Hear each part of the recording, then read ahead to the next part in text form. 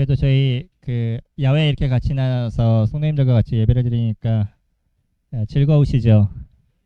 예, 예, 가끔 주님 만드신 자연들을 같이 보고 그 속에서 성도님들과 함께하는 것이 또 저희들에게 또 주어진 귀한 은혜다라고 생각이 됩니다. 예전보다 좋은 게 참 많아졌죠. 예전 같은 경우는 우리 부모님들 메시지 듣고 그러시는데 좀 많이 어려운 부분들이 있으신데 지금 같은 경우는 또 이렇게 바로 들으실 수 있는 도구들도 있고 그래서 저희가 예전에는 잘 안 들려서 못 들읍니다라고 할 수 있었다면 지금은 이제 또 그런 부분들이 없어져 가고 있는 거죠. 그래서 좋은 시대에 저희들이 살고 있는데 갖고 있는 좋은 것들을 저희들이 누릴 수 있으면 좋을 것 같습니다. 근데 이제 간혹 이제 저희들이 보면 우리들이 갖고 있는 좋은 것보다는 또 안 좋은 거, 이 시대가 갖고 있는 안 좋은 것만 너무 생각하고 또 그것으로 인해서 그 불평과 짜증과 뭐 이런 경우들이 또 적지 않게 있잖아요. 그래서 이런 부분에 있어서 저희가 어떤 마음을 갖고 있느냐, 어떤 생각을 갖고 있느냐, 이것이 이제 저희들의 그 감정과 또 저희들의 삶의 많은 부분들을 그 조정해 나가는 것을 보게 되죠. 그래서 오늘 저희 이번에 주제가 뭐라고요? 예, 함께 은혜를 나누자라는 주제로 같이 교제를 드릴 겁니다. PPT는 따로 안 만들어 드린 게 교환을 드렸어요. 그래서 교환을 보시면 될 것 같고요. 한 2주 동안 은혜에 대한 이야기를 교재를 계속적으로 들었었죠. 거기에 그 연장선에서 은혜라는 자체가 하나님께서 저희들에게 부어주시는 거고 하나님께서 주시는 것에 대해서 저희가 어떻게 인지를 하느냐, 어떻게 그것을 아느냐, 이것이 중요하다라고 말씀을 드렸죠. 그리고 또 이 은혜가 저희들에게 있어서 더 크게 될 수 있는 것, 더 좋아질 수 있는 건 어떤 것이냐면 그거는 성도님들이 우리가 함께 나눔을 통해서 서로에게 배가 되는 은혜를 얻을 수 있다라고 지난주에 같이 교제를 드렸습니다. 대부분의 사람들이 그러나 은혜를 느끼지 못하는 이유 중에 하나가 뭐냐면 내가 원하는 걸 자꾸 찾기 때문인 거예요. 내가 생각하는 것, 내가 좋은 것, 이것만을 생각하다 보니까 하나님께서 우리에게 주시는 은혜에 대한 것은 찾지 못하고 오히려 무엇인가 어려운 것들, 불평들, 이런 것들이 저희들에게 많이 있게 되죠. 그래서 저희 오늘 첫 시간은 바른 인지가 은혜를 가져온다. 그래서 인지에 대한 부분을 같이 교제를 드릴 겁니다. 그리고 내일은 말에 대한 부분, 그 마지막 날은 행동에 대한 부분을 같이 교제를 드리게 될 거예요. 선생님들이 요번에 수양에서는 어떤 교재를 했으면 좋겠습니까? 라고 그랬더니 말과 행동이라고 적어주신 분이 계시더라고요. 그래서 저희가 은혜에 대한 것을 같이 생각하면서 그런 말과 행동이 어떻게 우리에게 은혜를 가져오는지에 대해서 교제하면 좋겠다라고 생각이 돼서 그래서 이번 주제를 함께 은혜를 나누자 말과 행동으로 이렇게 정하게 됐습니다. 근데 말과 행동에 대한 부분은 사실 결과로 드러나는 거잖아요. 이거는 결과에 대한 부분입니다. 말도 마찬가지고 행동도 마찬가지고 결과에 대한 부분인 거고 그러면 그 말과 행동이 어떻게 드러날 것이냐, 왜 그런 것이 나타나느냐라는 걸 저희가 생각해 보면 그것은 우리의 생각이 어떠느냐에 따라서 달라져 간다는 거예요. 그러니까 인지, 우리의 생각이 어떠냐에 따라 가지고서는 말과 행동에 대한 결과가 드러나는 거죠. 물론 아무 생각 없이 행동했어요 라고 얘기하는 분들도 있습니다. 물론 그럴 수도 있어요. 선생님들도 그러지 않으시나요? 아무 생각 없이 행동하는 부분들도 없지 않아 있죠. 그러나 그조차도요 이미 나에게가 갖고 있는 기본적인 인지 속에서 나온다는 거 아시나요? 어떤 사람의 행동이나 모습을 보면 그냥 아무 생각 없이 행동했다라고 생각하지만 사실은 이미 내가 갖고 있는 기본적인 그 습득된 습관 뭐 이런 것들이 함께 작용해서 나타나는 것이 말과 행동에 대한 부분인 거예요. 그러니까 저희들에게 있어서 제일 중요한 게 뭐냐면 인지라는 것입니다. 우리가 생각하는 것. 그래서 이거를 내가 알고 내가 느끼는 이 부분을 바르게 아는 것들이 저희들에게 중요할 수 있겠죠. 또 주님도 저희들에게 그렇게 얘기하시는데 요한복음 14장 26절에서는 이렇게 얘기하셔요. 같이 저희 읽어볼까요? 보혜사 곧 시작. 예수님께서는요 주님의 나라로 가실 때가 다가오고 계신다는 것에 대해서 하셨어요. 그리고 나서 이제 본인이 주님의 나라로 가시게 됐었을 때 이 땅에 남아있는 주님의 자녀들 또 제자들 이들에 대한 걱정이 있으셨죠. 그러면서 이들에게 무엇을 얘기하셨냐면 본인이 주님의 나라로 올라가게 될 것인데 그러면 그 보혜사 곧 아버지께서 내 이름으로 보내신 성령 그분이 이 땅에 오시게 될 겁니다. 그래서 그분이 내가 얘기했던 모든 것에 대해서 여러분들이 기억나게 할 겁니다. 라고 얘기하셨어요. 보혜사의 뜻이 뭐라고 말씀드렸죠? 보혜사가 무슨 뜻이죠? 예, 보혜사의 정확한 뜻. 제가 많이 말씀드렸는데 옆에 서서 돕는 자가 보혜사의 뜻입니다.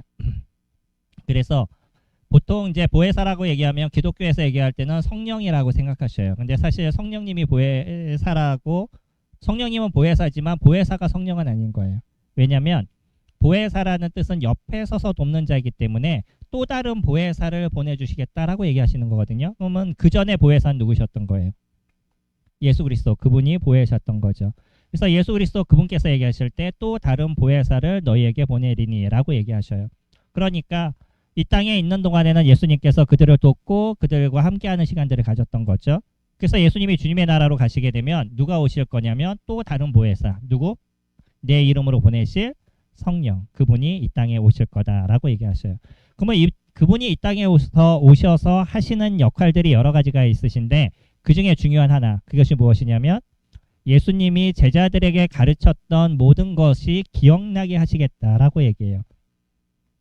우리는 이 말씀을 오해하시는 분들이 있습니다. 뭐라고 얘기하냐면 주님은 내가 얘기할 것에 대해서 바르게 얘기할 모든 것을 기억나게 하실 겁니다 라고 얘기를 해요. 주님이 얘기하신 얘기는 달라요. 뭐라고 얘기하셨어요? 너희에게 모든 것을 가르치고 내가 너희에게 말한 모든 그것을 생각나게 하리라고 얘기하셨어요. 그럼 아무것도 가르친 게 없는데 생각나게 하는 게 아니라 무엇이 생각이 나는 거냐면 예수님께서 가르쳤던 것에 대해서 기억나게 하신다는 거예요. 제자들은요, 그동안 예수님이 들었던 걸 다 기억했을까요? 그러지 못했어요. 이유가 뭘까요? 왜 제자들은 똑같은 얘기를 들었는데 기억하지 못했죠? 그거 혹시 아시나요? 사도행전을 넘어가거나 예수님이 부활하시고 났었을 때 그때 제자들이 오히려 예수님이 그 전에 하셨던 얘기가 기억나서 이런 표현들이 많이 나와요. 왜 그러죠? 예, 그전에는요 그들이 믿지 않았다라는 것. 또 어떤 편으로 얘기한다면 그들이 경험해 보지 않았기 때문에 그것이 무슨 얘기인지에 대해서 인지가 되지 않았다는 거예요. 이해가 되지 않았다는 거죠.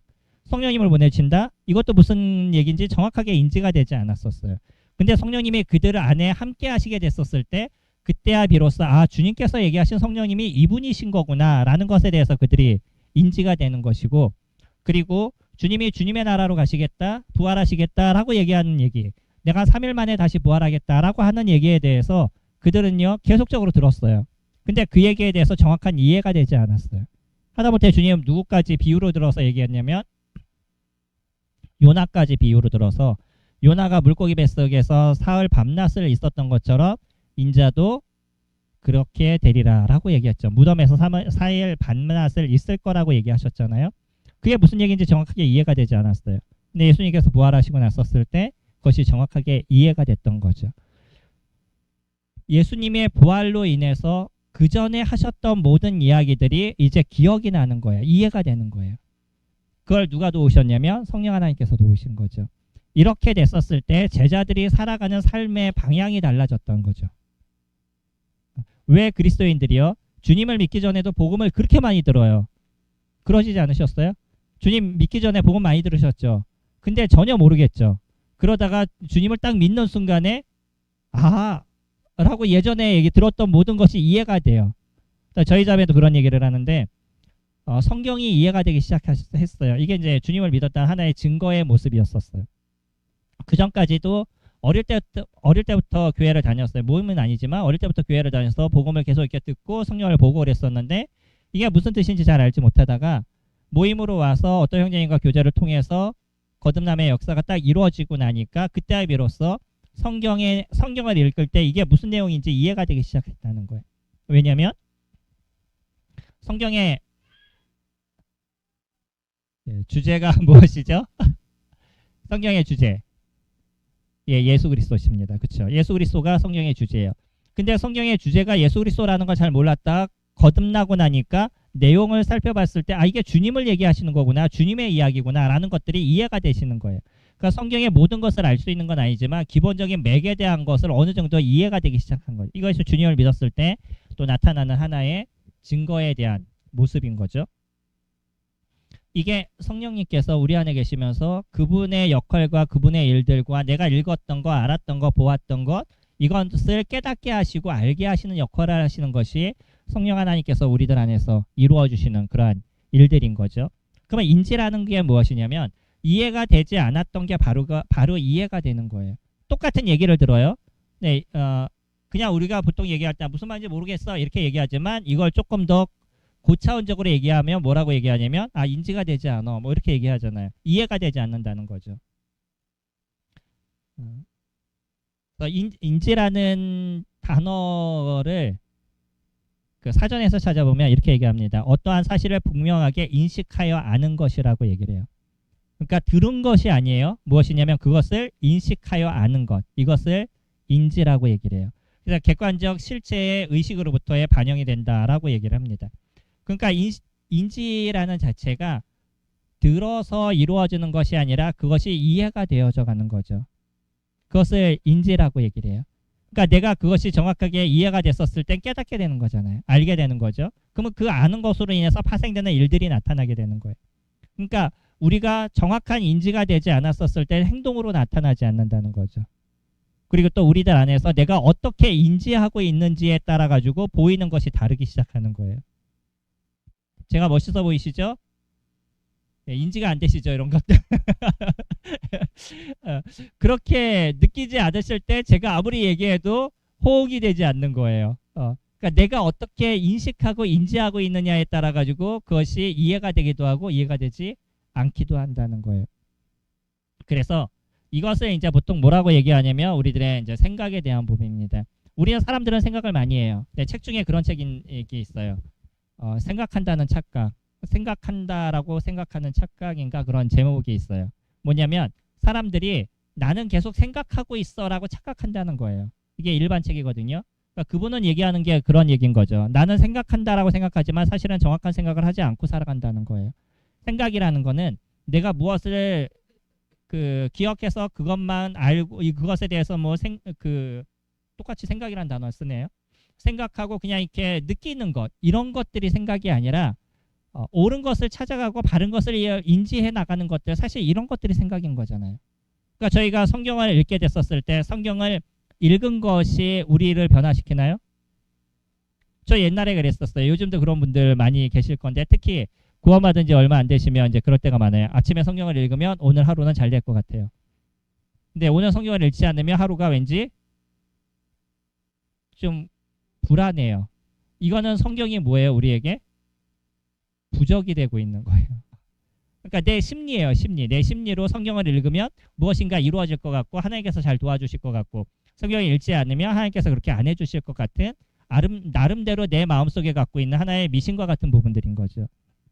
그러나 성경은요 읽었다 그래가지고 우리에게 무엇인가 특별한 게 존재하는 것이 아니에요. 어떻게 했었을 때 역사가 일어나죠? 성경을 따라서 행했을 때 역사가 일어나는 거지 내가 읽었다라고 해서 역사가 일어나지 않는다는 거예요. 그러니까 인지라는 것이 그렇습니다. 제가 인지라는 걸 지금 말씀드리는 그 자체, 생각이라는 그 자체도 뭐냐면 그냥 내가 무엇인가를 생각했다고 해서 잘 생각하고 있는 것이 아니라 바른 것을 생각하고 바른 것을 따라갈 수 있는 힘이 있는 것이 우리에게 있어서 생각에 대한 부분인 거죠. 그러니까 그 사람이 기본적으로 어떤 생각을 갖고 있느냐에 따라서 그 사람의 삶의 방향이 달라지는 거예요. 왜 그리스도인들이 예수 그리스도를 추구하는 삶을 살아요?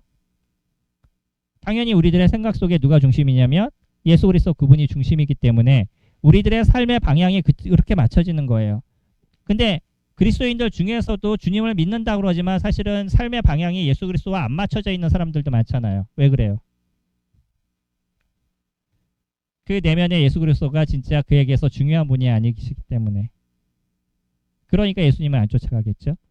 이게 이제 생각입니다. 우리들 머릿속에 우리가 주님을 믿으면 가치관이 변한다라고 얘기하는 이유는 내가 주님을 믿게 됐었을 때 성령께서는 계속 그분을 기억하게 하고 그분을 따라가는 삶을 살아가게 만드신단 말이에요. 그래서 우리가 성경을 읽거나 그분을 생각하거나 그래서 그분 안에서 어떻게 살아갈 건지를 고민하거나 이런 것이 생각인 거죠. 그렇게 생각이 됐었을 때 무엇이 나타나게 되냐면 우리들의 행동의 변화가 일어나는 거죠. 행동은 그냥 변화가 일어나지 않아요. 내가 무엇인가를 생각했었을 때 그것이 따라서 이루어지는 것이 생각인 거죠. 공 차는 걸 맨날 생각하는 아이들은 공 차는 것만 생각하니까 어쨌든 변화가 일어나요.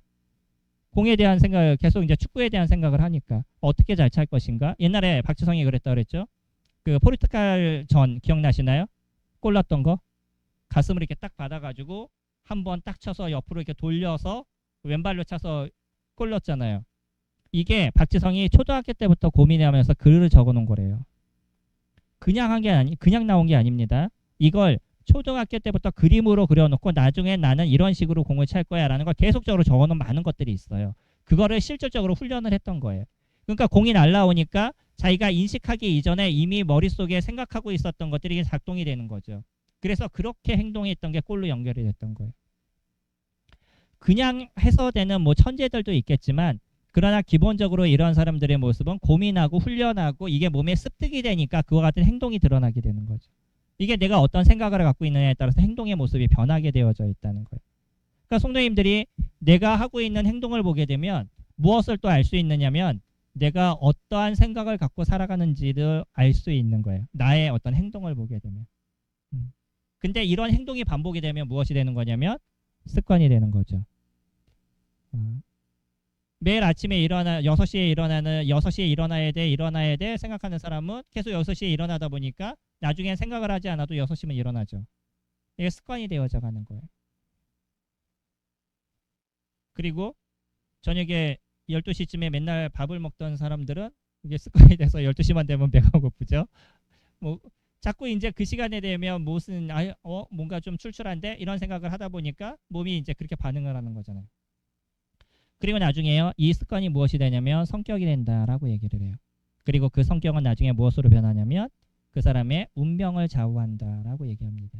그러니까 우리가 어떤 생각을 갖고 있느냐에 따라서 우리들의 삶의 모습이 변하게 되는데 이것이 심리학자들이 하는 얘기인 거예요. 그런데 이 심리학자들이 얘기하는 부분이지만 사실은요. 이게 그리스도인들에게도 동일한 겁니다. 그러니까 그리스도인들이 주님을 기억하고 말씀을 따라 살고 어떻게 행동할 것인가를 고민하는 사람들은 그 사람의 그 행동의 모습 속에 계속 그리스도를 위한 삶으로 만들어져 가게 되는 거죠. 그러면 이런 사람들을 주님께서 축복하시겠어요? 안 하시겠어요? 은혜를 더하시겠죠? 그러니까 운명이 변하는 거예요.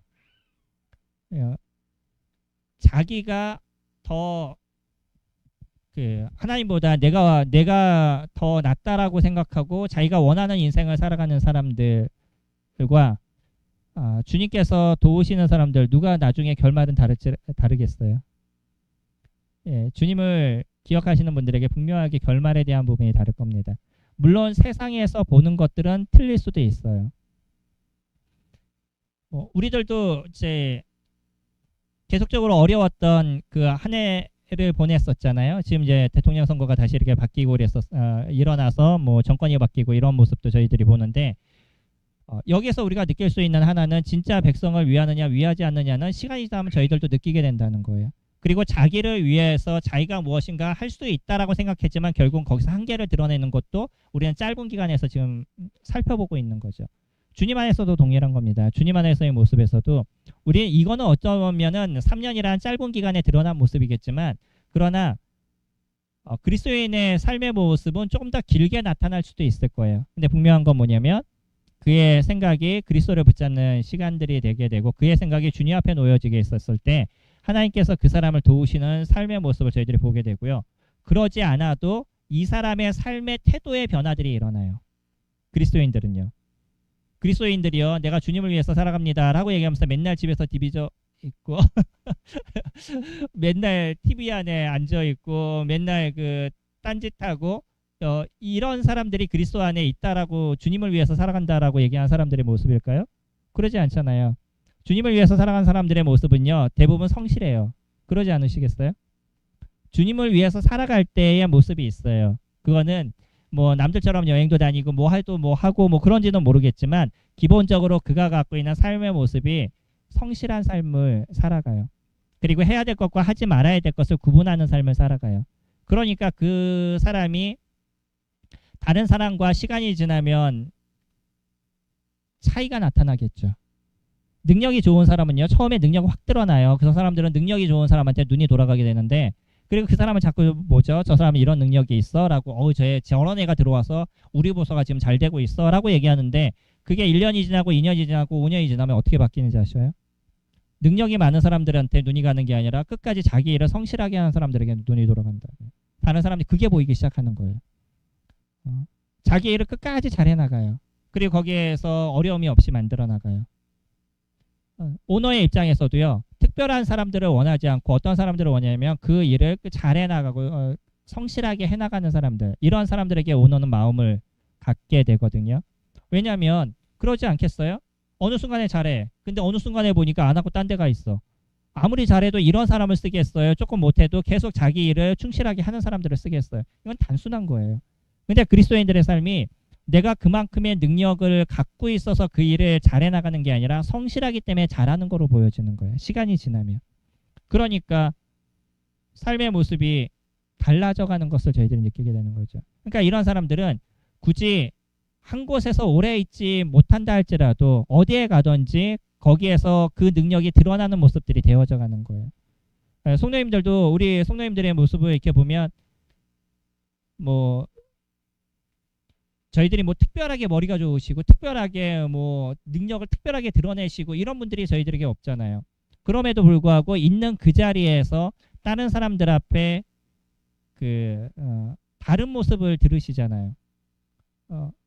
당신이 있어서 여기가 달라요. 당신이 있으니까 여기가 좋아요. 이런 얘기를 들으시지 않으셔요? 어떠셔요? 그러지 않으셔요? 이게 저희가 있는 곳에서 성실하게 해나가기 때문에 듣는 얘기들인 거예요. 만약에 우리가 어느 회사에서 일을 하는데 제발 좀 나가주세요 라고 얘기한다 그러면 문제가 있으시겠죠. 근데 우리가 나갈 때쯤 됐었을 때 제발 좀 나가지 마세요. 좀 더 있어주세요 라고 얘기한다 그러면 내가 그만큼 거기에 필요한 사람의 모습이잖아요. 물론 뭐 그 구조조정이 일어나서 별 수 없이 잘라야 되고 이런 상황이면 좀 다른 모습이 되겠지만 기본적인 모습에서는 그 사람이 있었을 때 안정적으로 돌아가니까 이런 사람들이 있기를 원하는 거죠. 이게 이제 그리스도인들의 삶의 차이의 모습인 거예요. 그래서 우리의 인지에 대한 것을 보게 되면 그런 바른 행동은 어디에서부터 드러나냐면 바르게 알았었을 때 바른 행동이 드러나는 거잖아요. 바르게 알지 못해요? 그럼 바른 행동이 당연히 드러나지 못하겠죠. 아이들이 우리가 생각하는 만큼 움직이지 못하는 이유는 뭐냐면 그 아이들이 알고 있는 지식의 한계가 있기 때문인 거죠. 그러다 보니까 아이들이 행동하는 데 있어서 지금 저렇게 막 움직이려고 그러고 앞으로 가려고 그러고 말씀 시간에 떠들고 뭐 이런 부분들이 있는 거죠. 아직은 모르잖아요. 모르는 모습인 거죠. 근데 시간이 지나면 점점 이런 것들이 변해가는 모습들이 되어져 가는 거죠. 성도님들도요. 우리들이 어떤 것에 대한 바른 인식이 됐었을 때 그때 비로소 우리들의 행동과 모습에 대한 것들이 바뀌어 나가는 거잖아요. 우리 아이들을 보면 우린 충분히 아이들의 모습을 이해를 해요. 그리고 저 때는 저럴 수밖에 없어라고 얘기합니다. 근데 아이가 그 중학생이 되고 고등학생이 되는데 똑같이 행동해요. 그러면 이제 문제가 생기는 거죠. 그때는 그가 알아야 될 인식에 대한 부분들이 달라져 있기 때문인 거. 그때에 맞는 생각을 가져야 되기 때문인 거죠. 그리스도인들도요. 처음에 주님을 믿었을 때 하는 행동에 대해서 함부로 얘기하지 않으시잖아요. 그럴 수 있어. 독특해 라는 얘기는 저희들이 할 수 하지만 그러나 그래 그럴 수 있지 라고 이해를 하잖아요. 근데 주님을 믿은 지 5년 되고 10년이 되는데도 동일한 모습을 갖고 있어요. 그럼 거기에 대해서는 자꾸 근심이 되는 거죠. 우리들 마음 가운데도. 그만큼 알고 그만큼 행동해야 되는데 그만큼의 아는 것과 행동하는 것에 변화가 일어나지 않기 때문에. 성도들은 변화하는 존재잖아요. 계속적으로 무엇인가를 습득하고 말씀을 습득하고 그 습득한 곳에서 행동의 변화들이 일어나는 이게 이제 그리스도인들의 모습인 거죠. 근데 그러지 못하는 것은 결국 무엇 때문이겠어요? 바른 인식이 일어나지 않기 때문이에요.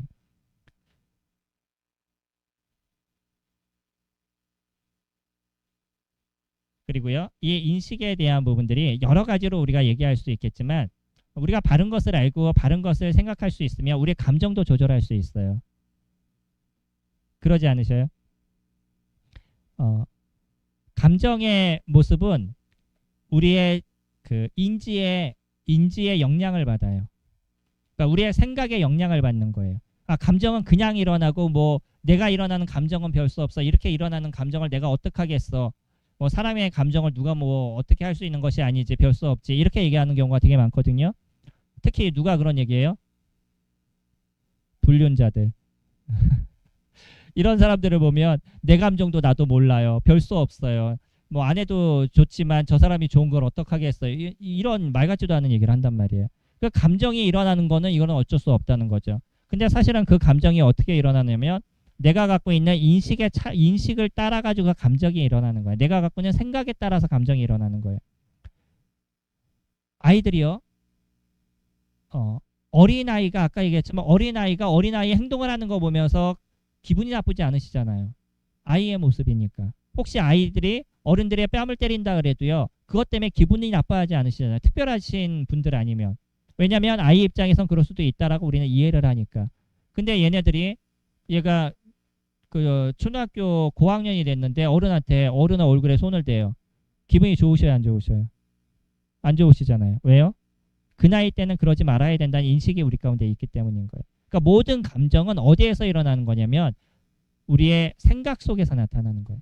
그러니까 성도님들이 감정이 안 좋아졌다, 뭐 마음이 불편하다, 힘들다라고 얘기하면 그는 무엇에서부터 이런 것이 발생하게 됐냐면 내가 갖고 있는 기본적인 인식의 모습이 있기 때문인 거예요. 어떤 사람의 행동을 봤는데 기분이 나빠요.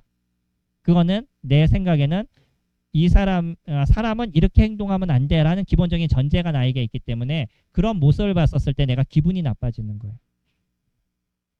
똑같은 모습을 봤는데 어떤 사람은 기분이 나빠요. 근데 어떤 분은 전혀 문제가 되지 않아. 이런 거 보신 적 있어요? 저희 자매와 저와의 모습을 이렇게 같이 봐도 누군가의 모습을 딱 봤을 때 우리 자매는 전혀 감정에 동요함이 없어요. 뭐 그럴 수도 있지. 근데 저는 기분이 나빠요. 왜 그러죠? 서로 갖고 있는 인식의 차이가 있기 때문인 거예요. 우리가 어떻게 생각하느냐의 차이가 있기 때문에 감정의 흔들림이 달라져 가는 거죠. 이거는 또 우리가 무엇을 생각할 수 있냐면 우리의 감정을 조절해 나갈 수 있다는 거예요. 인식을 어떻게 가지냐에 따라서 우리의 감정을 조절해 나갈 수 있다는 거예요. 다혈질적인 분들이 있잖아요. 그래서 내 감정은 나도 어쩔 수 없어. 뭐 이렇게 얘기하거나 진짜 충격적인 이야기. 하나님도 나의 감정을 어떻게 할 수 없어. 하나님도 나는 어떻게 하지 못해. 뭐 이렇게 얘기하는 얘기도 들었거든요. 제가 충격이었어. 그 얘기를 들을 때. 그러면은 그 하나님보다 누가 더 대단한 존재면 본인이 더 대단한 존재가 되는 거죠.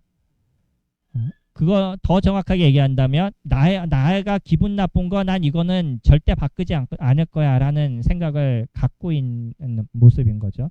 그러니까 다혈질적이에요. 그 다혈질적인 것이 해결이 안 돼요. 그러면서 이거는 선천적인 거야. 별 수 없어 라고 얘기하는데 사실 그거는 선천적이고 별 수 없는 것이 아니에요. 이거는 본인이 살아오는 삶에서 만들어 놓은 습관이 되어진 것이고 그 습관에 대한 것을 바꾸고자 하는 노력과 수고가 그에게 일어나지 않기 때문에 그런 모습이 계속적으로 일어나는 거예요. 바꾸려고 노력해 보셔요. 시간은 걸리지만 변합니다. 바뀌어요. 나에게 일어나선 감정 바꿔보셔요. 바꿀 수 있어요. 그럼 어떻게 바꿀 것이냐. 내 인지에서부터 변화를 일으켜야 되는 거예요. 아나니아의 모습을 볼까요? 우리 사도행전 9장 말씀 보시면 몇 분까지죠? 9시까지.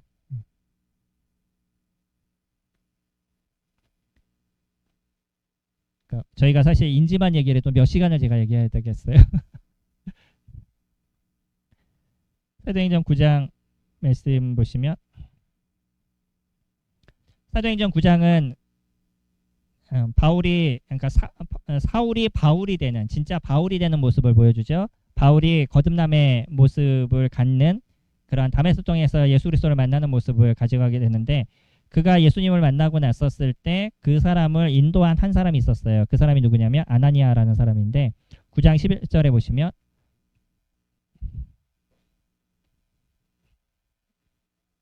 주께서 이르시되 일어나 집가라 하는 거리로 가서 유다의 집에서 5사람 사울이라 하는 사람을 찾으라. 그가 기도하는 중이니라. 그가 아나니아라 하는 사람이 들어와서 자기에게 안수하여 다시 보게 하는 것을 보았느니라 하시거늘. 아나니아가 대답하되 주여 이 사람에 대하여 내가 여러 사람에게 듣사온즉 그가 예루살렘에서 주의 성도에게 적지 않은 해를 끼쳤다 하더니 여기서도 주의 이름을 부르는 모든 사람을 결박할 권한을 대제사장들에게 받았나이다 하거늘. 이때까지 아나니아가 갖고 있는 감정은 어떤 걸까요? 예, 두 가지의 감정이 있었을 거예요. 하나는 분노, 하나는 두려움. 뭐냐면 사울이 예수님을 믿는 사람들을 잡아다 감옥에 가두기 위해서 다메섹으로 가고 있는 도중이었잖아요. 거기에 대한 권한을 누구에게 받았냐면 대제사장에 받았어요. 그러니까 아나니아가 만약에 사울을 만나는 순간에 사울이 자신을 잡아서 데려가면 이제 죽음을 당해야 되는 상황인 거죠. 아나니아 마음 가운데 두려움이 있겠어요, 없겠어요? 두려움이 있겠죠. 또 하나는 그리스도인들을 잡아서 감옥으로 감옥에 가둬둘 뿐만 아니라 그 사람을 죽여요.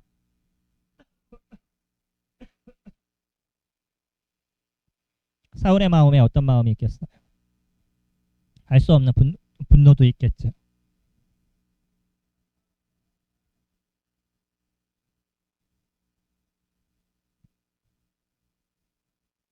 나의 동료를 잡았다가 죽이는 사람을 썼을 때 극률한 마음도 그에게 있었겠지만 여전히 그런 마음이 함께 있었을 거예요.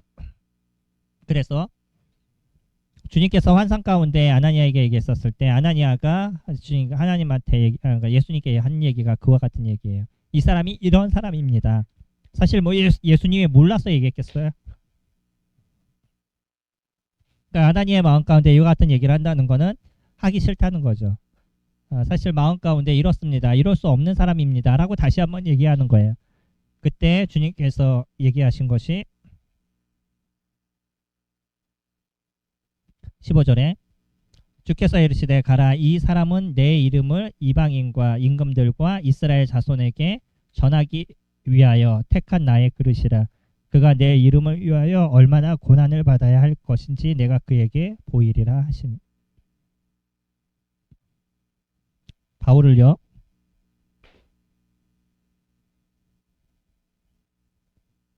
하나님께서 이방인을 위해서 선택했다라고 지금 아나니아에게 알려주고 있어요.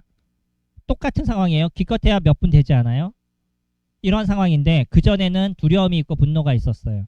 근데 주님의 얘기를 듣고 주님께서 이 사람을 어떻게 쓰시겠다라는 생각을 갖게 됐었을 때, 그것을 알게 됐었을 때 아나니아가 갖고 있는 감정의 어떤 변화들이 일어나게 되죠.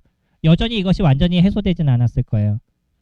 기대반 아니 그 긍정적인 것반 부정적인 것반 이런 생각이 아마 있었을 겁니다. 그럼에도 불구하고 아나니아가 그 다음에 17절에 보시면 아나니아가 떠나 그 집에 들어가서라고 얘기하죠. 그가 일어나서 사울에게 갔어요. 바울에게 갔어요. 그리고 나서 예수님께서 그에게 얘기하신 것을 그대로 행해서 바울이 이제 거듭나고 믿음의 삶을 살아가도록 그 길을 인도해 주죠. 이 감정이 한순간에 변해요.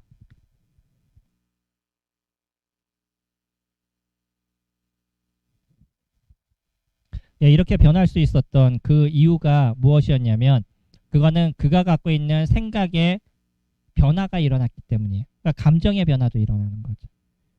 우리에게 있어서도 우리의 감정의 변화는 옳고 그름에 대한 것을 정확하게 인지가 됐었을 때 옳은 것을 쫓아갈 수 있는 그 감정의 변화가 일어날 수 있다는 거죠.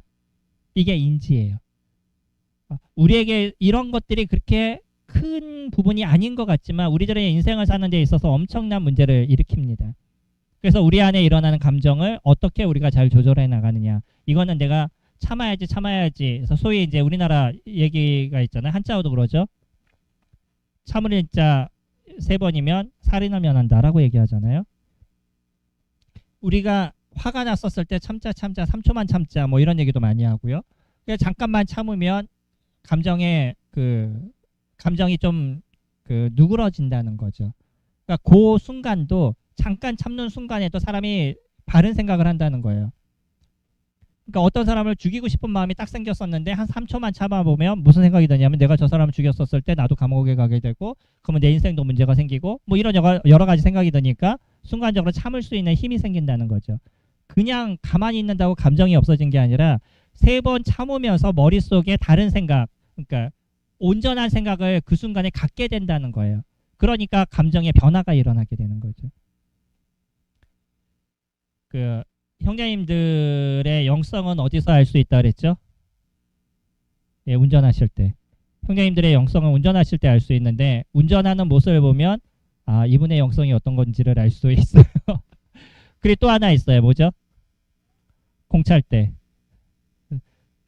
그 축구할 때 보면 그 사람의 성격을 알 수 있다는 거죠. 영성을 알 수 있다라고 얘기를 합니다. 왜냐면 우리가 운전할 때는 남자들은 은근히 운전하면서 무엇이 있는지 아셔요? 그 경쟁심이 있어요. 나도 모르는 경쟁심이 있어서 저 사람보다 빨리 가야 돼. 저 사람이 나보다 먼저 가? 못 참어. 더 밟아야 돼. 그래서 더 빨리 가야 돼. 또 이 사람이 나한테 확 끼어들어. 그 화가 나는 이유가 나의 가는 길을 막았어요. 화가 나는 거예요. 감히 어찌 내가 가는 길을 막을 수 있어요. 그리고 또 하나는 죽음과 관련된 거예요.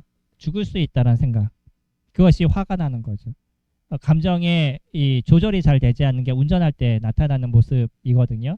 어떤 면에서 그런 부분은 형제뿐만 아니라 자매님들도 마찬가지예요. 운전을 할 때 나타나는 그 성향들이 이렇게 드러나게 되는데 이럴 때 그것을 참을 수 있는 것들은 내 나름대로의 몇 가지의 방법들을 생각하셔야만 되는 거예요. 제가 하는 방법 중에 하나는 뭐냐면 창문을 열지 않는 거. 누군가 그 얘기 하더라고요. 어떤 사람인지 정확하게 지금 기억이 나지 않는데 한 친구가 그렇게 얘기하더라고요. 운전하다가 어떤 사람이 막 끼어들고 그러면 욕을 엄청 했대요. 근데 어느 날 생각해보니까 욕하는 걸 내가 듣고 있더래. 아무도 안 듣는데. 결국은 내가 욕하고 그 욕을 자기만 듣고 있는 거예요. 그건 자기만 손해인 거잖아요. 그래서 그다음부터 욕을 안 하게 됐대요. 이게 인식의 차이인 겁니다. 욕이라는 자체가 그런 거잖아. 저 사람한테 상처를 주기 위해서 하는 얘기잖아요. 그 말이라는 자체가. 욕이라는 게 그런 거잖아요. 근데 내가 욕을 했는데 저 사람이 듣지를 않아. 그러면 그 욕은 결국 돌아서 나만 듣는 거예요. 그러니까 이런 부분에서 내가 손해라는 걸 생각하게 되니까 안 하게 되는 거죠. 그러면서 그 사람의 어떤 모습들이 조금씩 변하게 되는 거. 우리에게 있어서 그래서 바른 인식들, 바른 생각들이 우리의 행동의 모습을 변화시켜가는 모습들이 이루어져가는 거예요. 주님도 저희들에게 얘기하시죠. 요한복음 8장 32절 진리를 알지니 진리가 너희를 자유케 하리라 라고 얘기하죠. 진리가 무엇인지를 우리가 알게 됐었을 때 그때 비로소 우리는 자유로운 삶이 무엇인지를 알게 된다는 거예요. 화가 나고 분이 나요? 거기서도 옳고 그름에 대한 것을 저희들이 정확하게 알게 되면 그 화를 다스릴 수 있고 분을 다스릴 수 있는 힘이 저희들에게 생겨간다는 거예요. 이런 것들을 배워가는 게 우리의 신앙의 삶의 모습인 거죠. 우리가 일어나는 감정대로 생활하거나 나타나는 그 혈기대로 살아가는 존재가 아니라 계속 무엇인가의 변화의 모습을 만들어가는 거는 결국은 내 인식의 변화를 자꾸 만들어가는 거예요. 그랬었을 때 내 행동의 변화들이 일어나게 되는 거죠. 먼저요. 우리가 예수 그리스도를 알게 됐었을 때 죄에 대한 자유함이 우리에게 일어나요. 그리고 죽음에 대한 자유함이 일어납니다. 오늘 우리도 또 소천 소식을 들었지만 이런 소식을 들었을 때 진짜 슬프고 막 어쩔 줄 모르고 이런 모습은까진 저희들이 안 되잖아요. 최소 뭐냐면 다시 그분을 볼 수 없다는 거, 이 땅에서. 그런 거에 대한 안타까움과 아쉬움들, 인간관계에 대한 모습들, 이런 부분에 있어서의 생각은 저희들이 갖게 되지만 그러나 최소 저희들은 그분을 다시 볼 수 있다는 거, 이런 어떤 소망이 저희들에게 있으니까 어떤 감정의 그 슬픔의 한계, 그 최고치까지 올라가지 않는 모습이 되어져 가는 거죠. 이게 인식인 거예요. 마찬가지로요. 그리스도인들이 살아가는 데 있어서 미래에 대한 과도한 걱정들, 어떤 어려움들, 이런 것에 대해서 조금 자유로울 수 있는 거는 주님이 우리와 함께 하신다는 확신을 저희들이 갖고 있기 때문에, 그래서 주님께서 도우실 거라는 거. 그래서 나는 오늘의 삶을 어떻게 살아갈 것인가 라는 것을 생각하기 때문에, 그래서 우리들 안에 있는 그 두려움들, 그 두려움을 이기는 자유함이 저희들에게 이루어져 가는 거죠. 그래서요, 바른 인지가 왜곡된 문제에서 벗어나게 되는데, 잘못된 것을 알게 되면 잘못된 행동을 당연히 하게 되겠죠. 나는 이것이 옳다라고 생각해요. 근데 그것이 옳은 행동이 아니야. 그럼 문제가 발생하잖아요. 그러니까 내 생각에서 옳지 않은 부분들이 있다면 그것을 바꿔가야 되는 거죠. 이게 이제 사실 지금 보가 있던 사울이잖아요. 바울이죠. 사울의 이름이 나중에 바울로 바뀐 거죠.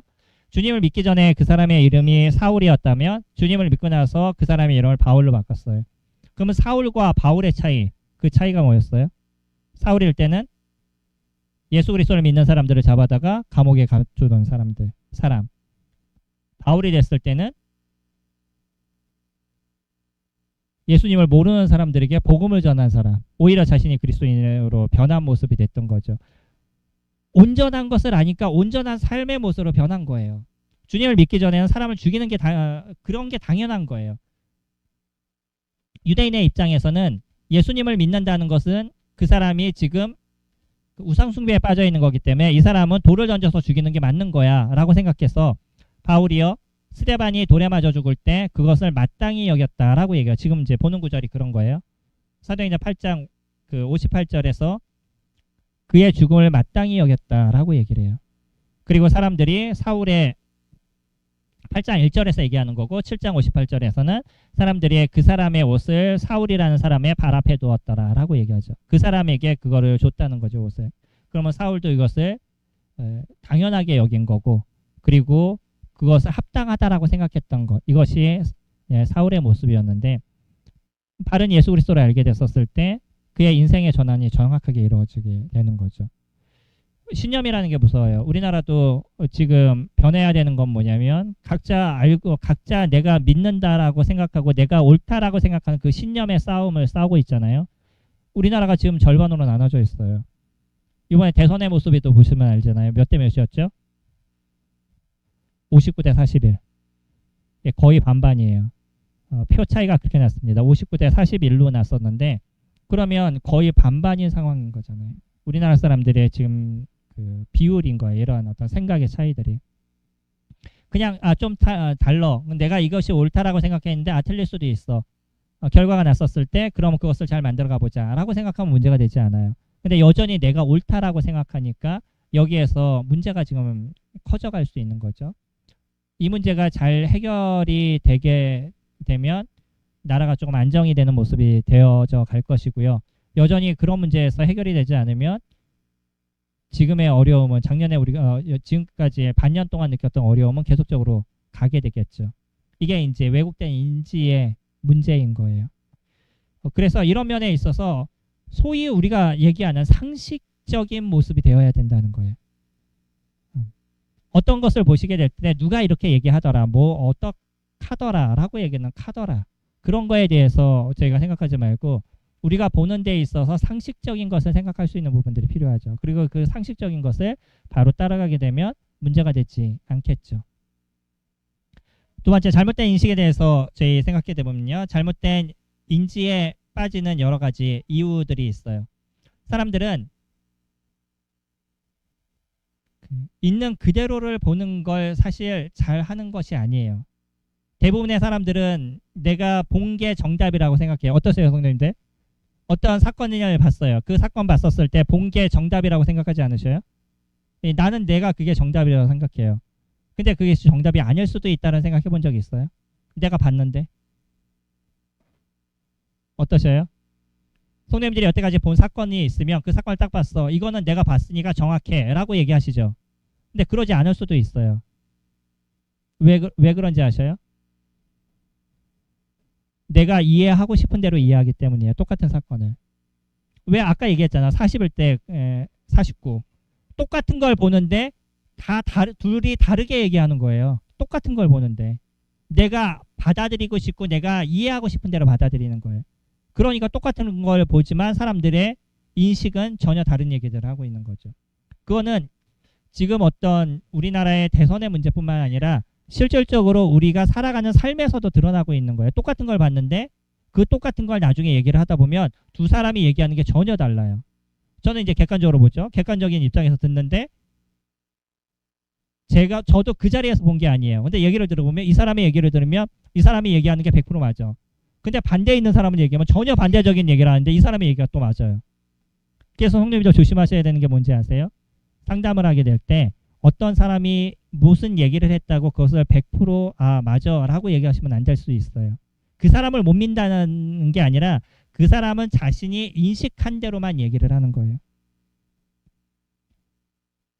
이런 부분들이 때로는 큰 문제를 일으켜서 내가 누구에게 무슨 얘기를 들으면 그 사람 편이 돼버려요.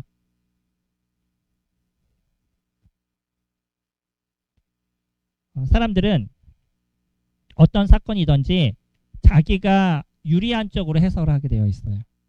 내가 더 좋은 쪽으로 해석을 하게 되어 있어. 이게 사람이 갖고 있는 기본적인 모습입니다. 뭐 안 좋게 얘기한다면 죄성인 거죠.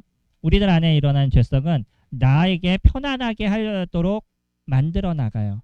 그거를 그렇게 이해하도록 만들어 나가요. 우리들 안에서. 그리고 그것이 그럴 수밖에 없었다라고 얘기하는 것. 이걸 이제 소위 뭐라고 얘기하냐면 방어기자라고 얘기해요. 자기에게 있었던 위협적인 부분들에 대해서 스스로 방어하고자 하는 그러한 노력인 거죠.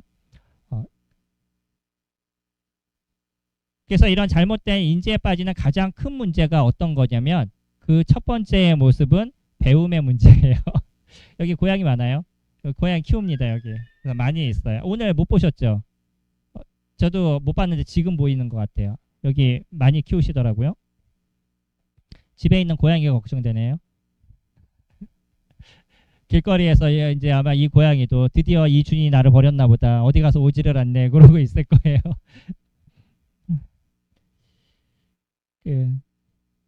그러니까 우리가 배우는 부분에 있어서 바른 것을 배워야 될 필요가 있는 거죠. 바리새인들이 생활하는 것이 그들이 잘못된 교육을 받았기 때문에 잘못된 것을 옳다라고 믿어서 생활한 거잖아요.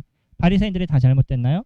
전 그렇게 생각하지 않아요. 그 사람들은 잘못된 것을 교육을 받고 그 잘못된 대로 행동했었던 것, 이것이 문제인 거예요. 그러나 주님께서는 그들에게 기회를 주시죠. 바울과 같이 옳은 것을 알려주시고 그 옳은 것으로 그 생각의 전환을 이루기를 원하시는 거예요. 그런데 내가 배운 것이 옳다라고 생각하는 대부분의 바리새인들은 예수 그리스도를 받아들이지 않고요. 여전히 자기가 아는 그것을 갖고 끝까지 싸움을 싸웠던 사람들인 거예요. 배움이라는 게 그렇게 무서운 겁니다. 우리가 세상의 것을 많이 습득을 하면 그것이 성경의 말씀, 하나님의 말씀을 넘어서는 경우들이 적지 않게 발생하게 되잖아요. 어느 것이 옳은가를 잘 선택할 수 있는 거 필요한 거죠. 그리고 또한 자기를 너무 과대평가하는 부분들도 있어요. 사람들은 대부분 나를 좀 더 남들보다 낮게 여겨요. 낮게가 아니라 낮게. 다른 사람보다 좀 그러니까 같이 있는 동료들을 이렇게 보면 그래도 난 쟤보다 나 이런 생각이 없지 않아 우리 머릿속에 있어요. 이게 우리가 갖고 있는 기본적인 전제고요. 이것이 무너지면 내가 살아가는 삶의 많은 부분들이 무너졌다라고 생각을 가져요. 그러니까 나한테 유리한 얘기를 하지 않으면 그 사람의 얘기를 받아들이지 않아요. 내가 원하는, 내가 알고 있고 내가 옳다라고 하는 얘기를 들었었을 때 그때 그 사람한테는 호감의 마음을 갖지만 나하고 반대적인 얘기를 한다 그러면 그 사람의 얘기를 들으려고 그러지 않는 거죠. 요즘은 그것이 더 심합니다. 옛날에보다.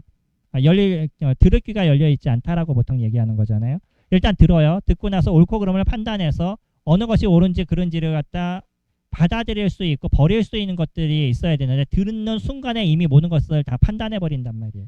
그러니까 결국은 듣기 싫다는 거죠. 내가 원하는 것만 듣는다는 거죠. 왜 그리스도인들이요? 한번 생각해 보세요. 그리스도인들이 교회에서 안 좋은 소리 할까요? 설교할 때 안 좋은 소리 하는 거 많이 들어보셨어요? 안 들어보셨잖아요. 들어보셨나? 예. 근데 그 많은 설교를 들었는데 왜 그리스도인들의 모습이 다 완전해지지 않죠? 내가 듣고 싶은 것만 듣는 게 적지 않게 저희들에게 있기 때문인 거예요. 그러니까 있는 그대로를 받아들일 수 있고 그 화자가 얘기하는 부분을 어떤 얘기를 하기 원하는지 그 사람이 무슨 얘기를 하는지 그 사람의 입장에서 듣지 않으면 우리는 이야기를 들을 때 어떻게 듣냐면 내 입장에서 들어요. 이번에도 제가 전화통화를 하는데 전화통화하면서 단순하게 전화 드리도록 할게요. 딱 하는 순간 저도 모르게 말이 딱 튀어나오더라고요. 그럼 그분이 전화하도록 할게요. 그럼 왜 전화를 하는지에 대한 이유를 설명을 저는 안 들었잖아요. 근데 내 말에서 이미 그럼 당연히 전화를 하셔야죠 라고 얘기를 해요. 그러니까 나는 무엇을 생각하고 있었냐면 내가 생각하는 기본적인 전제가 있었어요. 근데 이 사람이 전화하겠습니다 라고 얘기했을 때 그럼 뭐 전화 안 하겠다는 얘기야? 이런 생각을 먼저 가진 거죠. 그러니까 입에서 그럼 당연히 하셔야죠 라고 이제 얘기가 나오는 거예요. 그럼 이분은 왜 전화를 하겠다라고 얘기한지 얘기를 실질적으로 안 한 거예요. 그것을 모르면서도 내가 알고 있는 대로 해석이 되고 그대로 얘기가 돼버리는 거죠. 이게 우리가 대화하는 속에서 계속적으로 나타나는 문제인 거예요. 이미 나는 한마디를 들으면 몇 가지를 유추해서 생각을 해버려요. 그리고 그것이 옳다라고 생각하는 거죠. 그래서 이런 부분에 있어서 우리의 모습이 좀 더 변화하고 바뀌기 위해선 그 사람의 얘기를 끝까지 듣고요. 어떤 얘기를 하는지 정확하게 이해를 하고 내가 잘못된 이해를 했다면 다시 한번 물어보는 거. 제가 이렇게 생각했는데 이것이 맞나요? 라고 한번 질문해 보는 거죠. 그러면은 사람들과의 관계 속에 그렇게 큰 문제가 생길 게 없어요. 근데 사람들은 한마디를 들으면 그 한마디로 여러 가지를 유추해 버려요. 그리고 이것을 옳다라고 생각해 버려요. 당연하게. 그 다른 사람하고 얘기하면 이 사람은 이렇게 얘기했어. 이런 생각으로 얘기한 거야 라고 확증을 져버리는 거죠. 여기서 싸움이 일어나는 거예요.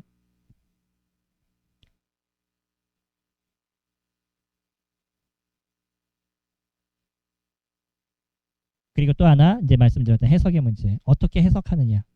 똑같은 얘기에 대한 해석의 모습들이 달라져 가는 거죠. 그 자매님들이 형제님들한테 질문해요. 그 여진구 형제님, 자매님이 나 살쪘지? 라고 물어보시면 여진구 형이 뭐라고 얘기하셔요? 자매님이 형제님한테 질문했어요. 여보 나 살쪘지? 그러면 형제님 뭐라고 얘기하셔요?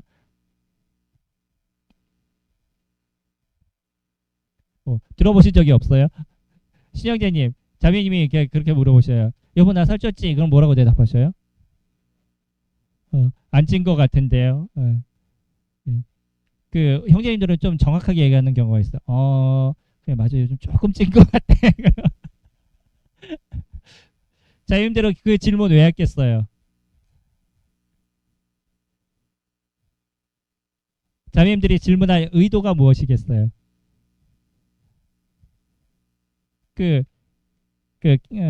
김혜영 자매님이 형제님한테 여보 나 살쪘지? 라고 물어봤을 때 어떤 생각으로 그렇게 질문을 하셨겠어요? 그렇죠. 나는 안 찐 것 같은 얘기를 듣고 싶은 거예요 지금. 근데 형제님들은 정답을 얘기하려고 그래. 제일 좋은 답이 그거라 그러더라고요. 딱 좋아. 지금이 딱 좋아. 이게 제일 좋은 정답이라 그러더라고요. 그러니까 얘기한 의도가 있는 거예요, 사실은. 근데 그거를 바르게 이해를 하면 바른 대답을 해줄 수 있는데, 근데 내가 생각한 것을 대답을 하려고 그러니까 문제가 발생하게 되는 거죠. 이런 면에 있어서 사람들은 다 주관적인 해석을 하게 되는데 그 주관적인 해석을 하는 데 있어서 그렇게 나올 수 있는 걸 선이해라고 얘기를 해요. 내가 이미 알고 있는 것. 이걸 선이해라고 얘기하는 거죠. 어떤 순간에 그냥 웃으면서 아내가 얘기했는데 화가 나는 경우가 있어요. 그러지 않으시나요? 웃으면서 얘기했는데 화가 나. 근데 그 왜 화가 났나를 나중에 생각해 보면 나는 그게 싫다라고 몇 번 얘기했는데 아내가 그걸 모르고 또 한 번 질문을 하니까 그거에 대해서 얘기를 들으면서 내가 몇 번이나 얘기를 했는데 이런 생각 때문에 화가 나는 거예요. 또 하나는 내가 싫어하는 건데 자꾸 얘기하니까 이 사람이 나를 무시하나? 뭐 이런 느낌이 드는 거고. 그러니까 화가 나는 거예요. 순간적으로. 이걸 선이해라고 얘기해요. 이미 내가 알고 있는 것들. 그것을 토대로 해서 어떠한 행동과 결과와 감정이 일어나게 돼요.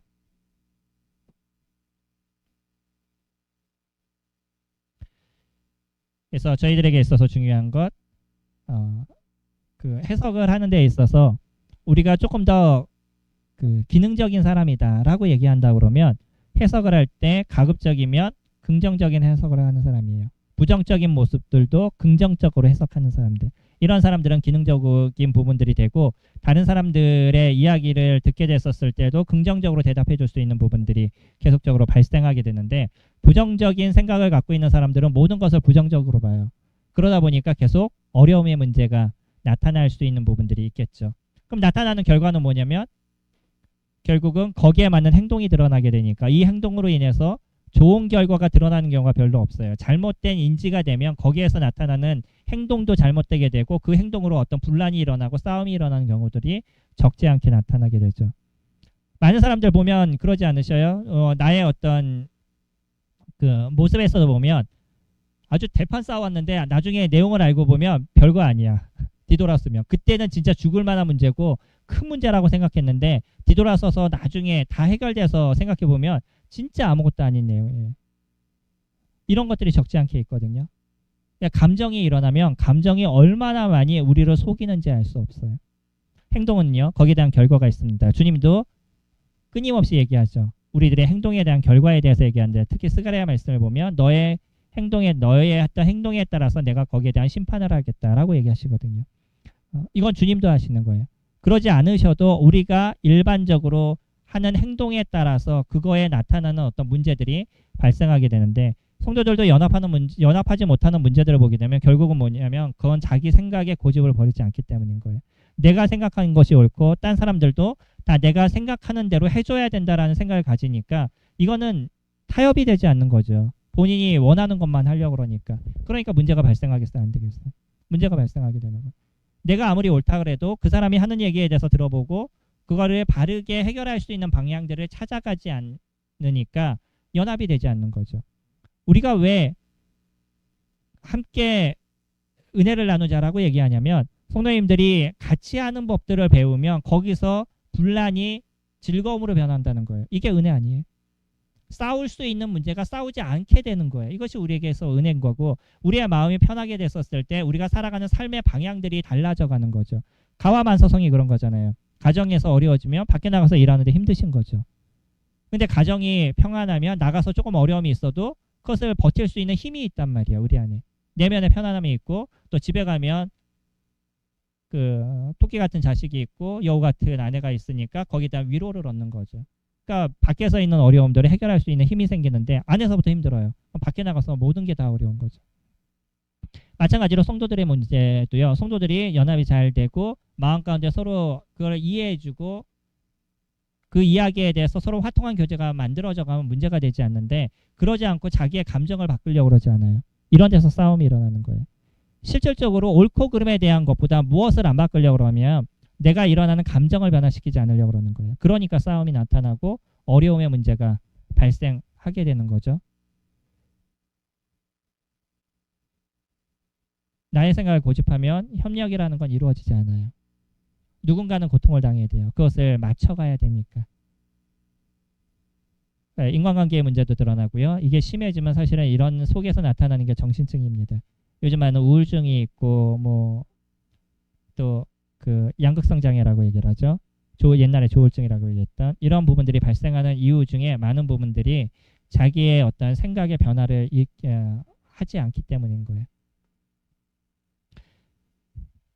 시간이 많이 지났죠? 예.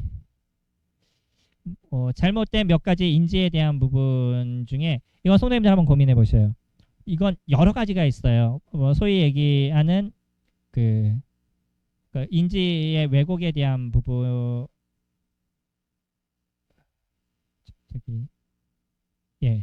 갑자기 제가 단어가 생각이 안 나네. 그런 부분인데요. 네, 이 부분에 대한 것들이 여러 가지가 있는데 그 중에서 대표적인 몇 가지만 지금 말씀 여기다 적어놨어요. 당위적 사고라고 얘기했는데 꼭 그렇게 해야만 된다라는, 이거 아니면 안 된다라고 생각하는 부분들이 있죠. 특히 그리스도인들이 그런 부분들이 많기도 하죠. 꼭 이래야만 된다는. 근데 꼭 이래야만 된다라고 얘기하는 것 중에 우리는 주님께서 얘기하신 직에석을 옮기지 말라라고 하나님의 말씀은 옮기지 말아야 되는 거죠. 하지만 다른 상황도에 대해서는 우리가 좀 유연한 마음을 가질 필요가 있잖아요. 나에게서는 옮기지 말아야 되지만 다른 사람에게 대해서는 좀 유연한 마음을 가질 필요가 있는 거죠. 다른 사람의 실수를 조금 더 받아줄 수 있는 것. 근데 잘못하게 되면 나는 유연하게 생각하고 다른 사람들에 대해서는 완벽하게 얘기를 해요. 다른 사람은 절대 그러면 안 돼요. 근데 나는 괜찮아. 소위 얘기해서 이걸 뭐라고 얘기하죠? 내로남불이라고 얘기를 하죠. 우리 혜지가 맨날, 아빠는 맨날 남불내로라고 얘기한다고. 제가 얘기하다 보면 맨날 남불내로라고 얘기를 해요. 내로남불. 나에게는 유연해요. 그러니까 나는 그럴 수도 있어. 근데 당신은 그러면 안 돼 라고 얘기해요. 당신은 그리스도이니까 그러면 안 되잖아. 근데 나는 그래도 돼. 나는 별 수 없으니까. 나는 뭐 연약한 사람이니까. 동일한 잣대가 있어야죠. 그리고 다른 사람에게 어떤 부분에 있어서도 꼭 이래야만 돼 라고 얘기했었을 때 어려움의 문제가 발생하는데, 저 같은 경우는 이제 어릴 때부터 교육도 그렇게 받았었고 나름대로 갖고 있는 성향도 그래서 이런 것들을 것들을 바꾸는데 적지 않은 어려움이 있었어요. 집에 물컵이 여기 있으면 맨날 여기 있어야 돼요. 이게 움직이면 안 돼요. 그 경멸의 눈으로 저를 쳐다보시는데 그러니까 이게 저는 왜 이렇게 바꿔나 이게 이제 그 받은 어릴 때부터 받은 교육이기도 하고요. 또 하나의 문제는 뭐냐면 여기 있어야지 제가 잊어버리지 않아요. 이게 어느 날 저기가 있어. 그럼 이거 찾는데 너무 많은 시간이 걸리는 거예요. 딴 데서 찾아야 되니까. 그러니까 집안에 있는 모든 일들이 한번 세팅해 놓으면 그대로 그 자리에 있고 그래야지 문제가 되지 않고 공부할 때 어질러져 있으면 공부가 안 돼요. 그래서 정리를 시작하고 공부를 해야 되고 뭐 이게 이제 갖고 있는 성향적인 부분 뭐 좀 안 좋게 얘기하면 편집증 같은 심각하게 얘기하면 뭐 이런 부분들인데 꼭 그래야만 한다는 당위적인 부분들을 갖고 있는 거죠. 안 그럴 수도 있어요. 그러니까 성도님들이 죄를 짓지 말아야 되는 거죠. 근데 간혹 그렇게 실수했었을 때 나는 연약한 존재임을 인정하고 하나님께 다시 나아갈 수 있는 발걸음이 필요한 거예요. 그냥 인정하는 거예요. 별 수 없어라고 포기하는 그것이 아니고 별 수 없다라고 나도 인정하는 것까지는 괜찮아요. 그리고 나서 다시 주님 앞에 나가는 거예요. 주님 앞에 나가서 그 문제를 다시 해결하기 위해서 주님과 기도할 수 있는 것들 그런 것들이 필요한데 다른 사람들에게 있어서 당신은 꼭 이렇게 살아야 돼. 뭐 이것 해야 돼. 예전에 이제 교회에서 싸우는 여러 가지 이유들 어릴 때부터 제가 교회에 있으면서 싸우는 많은 것들을 보았거든요. 그러니까 싸우는 모습들을 보면 아무것도 아닌 것 같고 싸워요. 뭐 떡은 무슨 모양이어야 되고 뭐를 해야 되고 물은 몇 컵 집어 그런 얘기 들어보셨어요? 떡 만들 때 물 몇 컵에 밀가루 몇 개 들어가야 된다는 거. 전 어릴 때 그런 얘기도 들었었어요. 아 성경에 그런 게 있나 보다라고 찾아봤는데 제가 여태까지 못 찾았어요. 성경에 절대 그런 얘기가 안 나와요. 그러니까 그렇게 자꾸 주장을 하게 되면 이게 이제 주변에 있는 사람들이 고통스러워져 가는 거죠. 성경에서 정확하게 얘기하지 않는 걸 그래야만 된다라고 자꾸 얘기하는 부분들이 되어져 가니까 전부가 아니면 전무한 거 모든 게 100%가 되지 않으면 모든 것은 실패하는 거예요. 그러니까 내가 한번 죄를 지면 나 이제 이미 끝난 사람인 거예요. 난 그리스도인도 아니야. 난 주님을 믿지 않았어. 뭐 이렇게까지 얘기하는 부분들. 그래서 당신은 이런 부분이 잘못됐으니까 분명히 당신은 나에게 실패한 사람이야 라고 낙이나 찍어버린다든지 당신이 나에게 거짓말하는 걸 보니까 당신은 100% 나에게 잘못된 모습을 갖고 있어. 나를 절대 신뢰하지 않는 거야 라고 생각한다든지 한번 실수할 수는 있잖아요. 근데 그 하나의 실수가 모든 부분에 있어서 문제인 것처럼 얘기를 한다 그러면 여기서 이제 어려움의 문제가 되는 거고 내 스스로도요. 100이 아니면 실패했다라고 얘기하냐면 하면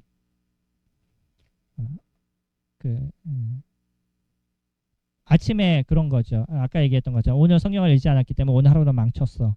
뭐 이렇게 생각하거나 뭐 이러면 이제 하루가 힘들어져 가는 거잖아요. 또한 제일 이 중에서도 우리가 잘 하는 것 중에 하나가 뭐냐면 예언적 사고예요. 그러니까 어떤 사건을 보면 미래를 예측하는 거죠. 저 사람이 나를 이렇게 쳐다보는 거 보니까 저 사람 분명히 나를 싫어하는 거야 라고 낙인을 찍어버리는 거예요.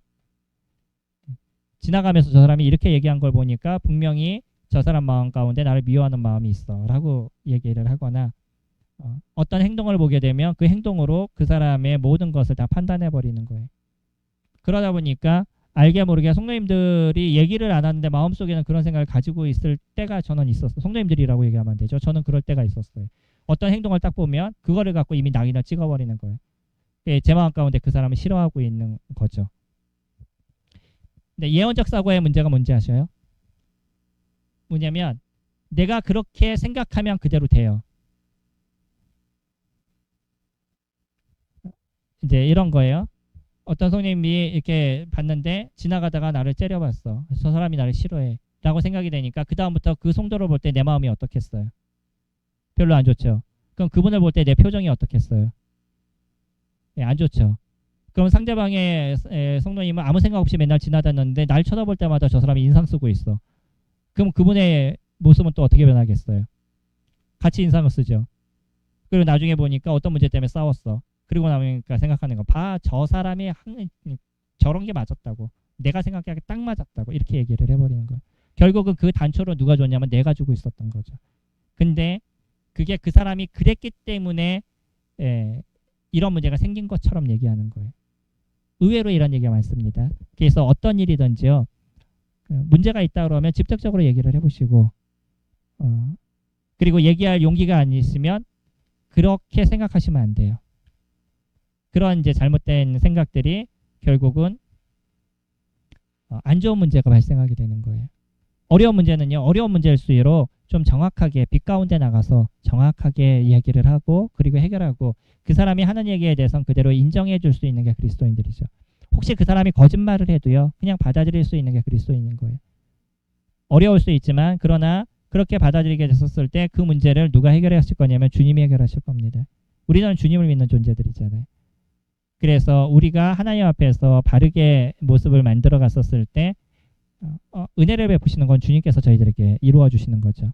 그래서 몇 가지 해결점에 대해서 적어드렸는데 어떤 결정을 내리기 전에 다시 한번 생각해 보시라는 거예요. 아까처럼 예언적인 모습이 됐을 때 그냥 딱 결정을 내리지 말고 그것에 대해서 다시 한번 생각해 보고 진짜 그런가 아니 그 사람과 다시 얘기해 보고 그러면서 문제를 해결해 나가셔야 되는 거죠. 그리고 상대방의 입장에서 생각해 보라는 거. 나의 입장에서 생각하면 내가 살았던 환경과 내가 알고 있었던 지식을 갖고 나는 그거를 받아들이게 되어져 있어요. 초등학교 아이와 성인의 모습이 어떤 동일한 행동을 하게 됐었을 때 같이 인식이 될까요? 인지가 틀려요. 초등학생은 초등학교 입장에서 생각하기 때문에 아빠의 어떤 행동을 보게 되면 오늘 아빠가 학교에 가기 싫어서 저러나 보다 뭐 이렇게 자기 입장에서 생각하는 거죠. 근데 똑같아요. 내가 아는 만큼만 해석을 하게 되어져 있어요.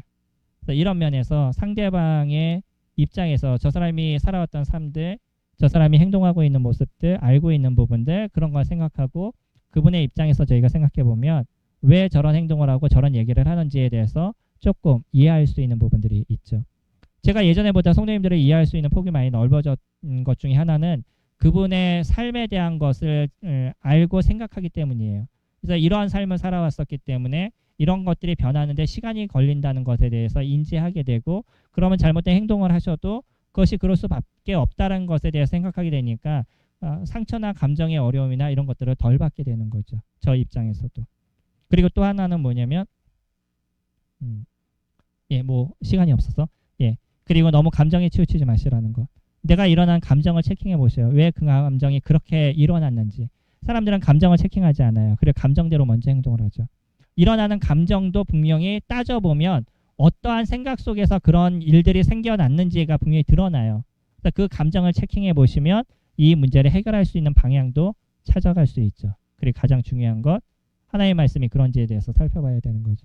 우리들의 인지에 가장 중요한 건 그거예요. 주님이 뭐라고 얘기하셨냐. 이것이 중심이 되어야 되는 거잖아요. 그래서 그렇게 찾아가게 됐었을 때 우리의 바른 인지로 인해서 우리들의 삶에 어떤 변화들이 일어나게 되고 내 주변에 있는 사람들에게 유익을 줄 수 있고 내 주변에 있는 사람들에게 은혜를 끼칠 수 있는 일들이 저희들에게 계속적으로 나타나게 되어져 가는 거죠. 오늘은 그 인지에 대한 부분들을 같이 살펴봤습니다. 이걸 저희가 조금 더 깊게 얘기하고 좀 더 디테일하게 저희가 얘기하면 몇 시간을 이것만 갖고도 저희가 얘기해야 될 부분이겠죠. 나중에 기회가 되시면 뭐 인지에 대한 생각에 대한 거 이런 걸 강연하는 많은 사람들이 있거든요. 요즘이요. 이런 분들의 얘기도 한번 들어보시고 생각해 보시면 나의 어떤 사고 체계들 그리고 내가 생각하고 있는 왜곡된 것들 이런 것들이 어떤 부분인지를 조금 찾아볼 수 있는 부분들이 있을 거예요. 그러면 내가 살아가는 삶이 좀 유연해지고 내 마음에 조금 넓은 심령들을 가질 수가 있어요. 제일 중요한 건 하나님의 말씀이 나를 주관하는 건데 또 주님의 말씀에서는 어떤 부분에서는 주님은 아주 큰 거를 던져주시고 원리를 던져주신단 말이에요. 그 원리를 알아가는 데 있어서 디테일한 부분들 이런 건 때로는 세상의 지식을 통해서도 저희들이 그걸 습득할 수 있는 부분들이 있어요. 이런 부분을 잘 생각해 보시고 그리고 또 인지에 대한 책들도 많이 나와 있거든요. 그런 책들도 같이 참조하시면 좀 더 유연한 저희들의 삶의 모습이 될 거라 생각이 됩니다. 기도하겠습니다.